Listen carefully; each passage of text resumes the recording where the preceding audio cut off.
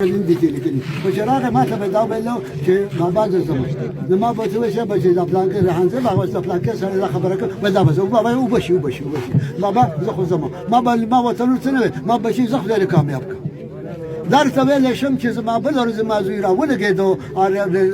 دغه دولت خان راولګېدو او ویې ویل چې زما به پلار به دا خبره کوله چې ریحانزي به چې خدای دې کامیاب کړه. ملګرو دا و د ریحانزي پلار کوم چې په پیل ځل باندې کومې جلسې ته خپل خطاب وکړو خو که تاسو وګورئ دا چې کم بحث کوي یا میډیا والا لاړ شي ورسره انټرویو ورکوي نو د خپل زوی هغه زړې خبرې راتازه کوي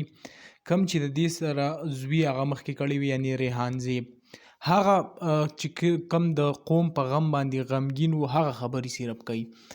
ریحانزي که تاسو وګورئ د هغې د مرګ نه پس تقریبا دا څومره ورځ ده موږ به وګورو چې د 2 میاشتو نه سیوا وخت وشو قاتل خو د هغې معلوم نه دی خو هلته چې کوم الیکشن روان دی او د هغې کومه ګرمه ګرمي ده د هغې کوم ورور چې ولاړ دی مبارک زیب د ټول نه مخکې خو که په دې چینل باندې څوک وي او د باجوړ د سایډ نه وي نو هغو ته زه ویم چې تاسو که د الیکشن په ورځ ځئ نو د ریحانزیب کومه قرباني چې د هغه یاد ساتئ او اوټ چې کوم دی د هغې ورور مبارک زیب ته ورکوئ. بل طرف ته که موږ وګورو د پاکستان تحریک انصاف ورسره چې کوم غټ ظلم کړی دی نو هغه دا دی چې مبارک زیب له سیټ هم ورنکو